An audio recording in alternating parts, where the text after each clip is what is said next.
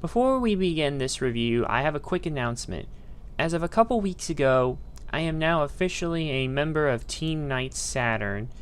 I want to thank Jack Skyblue for reaching out to me and giving me the opportunity. So, thank you very much, man. And yeah, the intro you will see here will be on my reviews going forward. And don't worry, there's also a winter variant as well for when we get to that time of the year. But all in good time. Anyways, thanks to Jack Skyblue for giving me the opportunity to be a part of Team Knights Saturn. And I hope you enjoy my review of Disney's Stitch Experiment 626.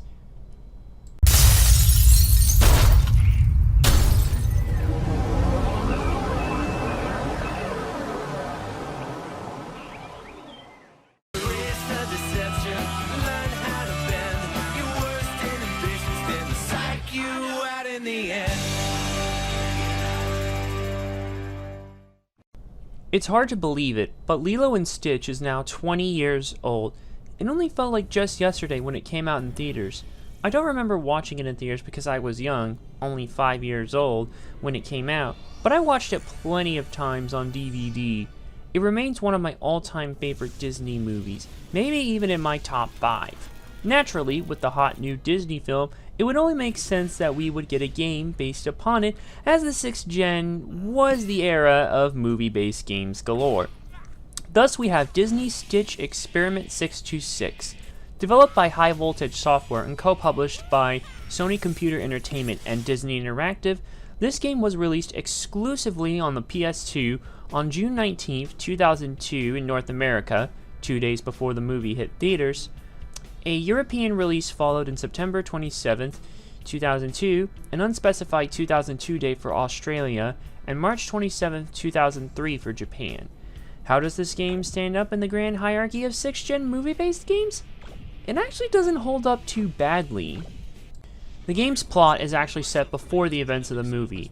Dr. Jumba Jookiba showcases Experiment 626, with 626 being the best of them all. He's assigned to collect enough DNA from Grimace so Dr. Jookiba can make the rest of his experiments.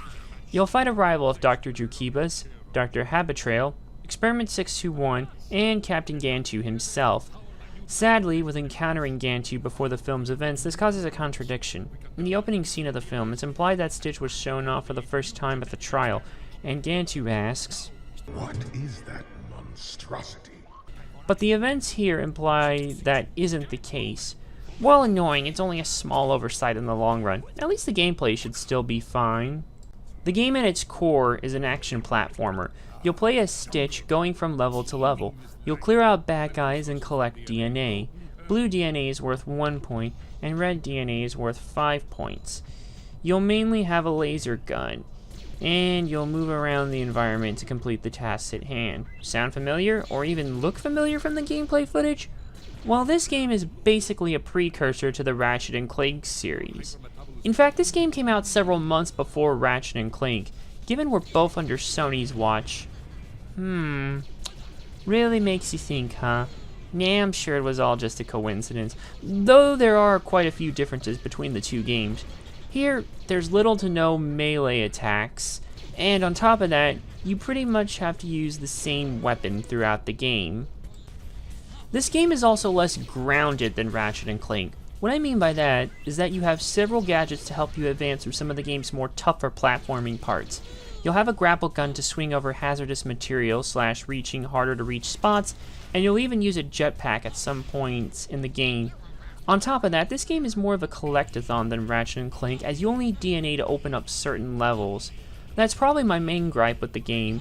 I don't really like it when progress is handled like this, because if you miss a few pieces, you end up spending more time looking for what you need, reading a guide, or watching a video to find it. That's not the only collectible either. There are also movie reels that you can get from Squid Bots. These are used to buy clips from the movie and other various videos. There are 15 levels across 4 worlds in the game, with 3 boss battles giving plenty to explore, but once you know where to find everything, the game isn't that long. With the game being a platformer, you would expect solid controls to navigate such a game type. This game has good controls, but I wish the grapple gun was a bit easier to get a hold of. At first you might struggle and fail the sections with it, but the game isn't too unforgiving in its difficulty, as there are checkpoints with infinite lives, and it probably won't take you too long to get a grip on it. Other controls work well. You have a pretty good grasp on Stitch, shooting works as it should, and you have full control over the camera, which is a must in a game like this. Sadly, the graphics don't look as strong as they should. Given this was developed by High Voltage Software, this was probably on a budget. But even then, the game tends to border on looking very late PS1 at worst, early PS2 at best. Models especially border on this. Environments are a bit dull with what looks like a bit more aliasing than anti-aliasing, and the game lacks in this regard given how amazing the movie looks. Okay, that might be a bit of a stretch, but when you compare it to other PS2 games that came out the same year, like Virtua Fighter 4, Onimusha 2, Kingdom Hearts, and Tekken 4 amongst others, I was hoping for something just a little bit better. Also, on another note, this is one of the few PS2 games that run at 240p, so if you're playing over a component, your TV better support 240p over a component, or have an upscale tool like the RetroTink ready. Trust me, I didn't realize until I started playing. Sound makes up in this regard despite some compression on the effects. Music sounds good, even if a bit on the generic side.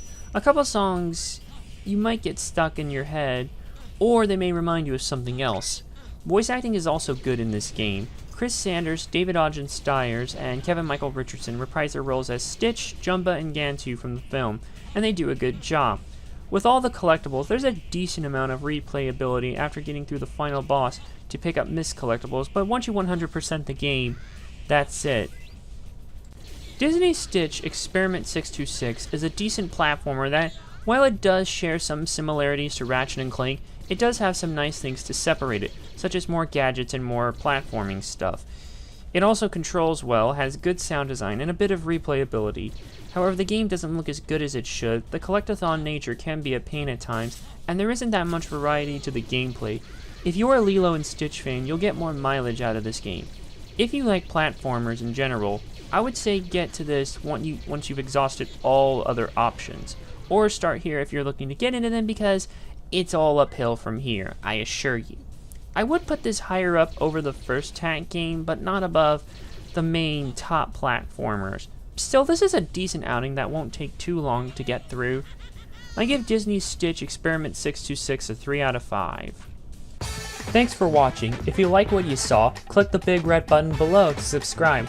Check out the other links in the description for more cool stuff, and check out the playlist on screen for more content. See you in the next video.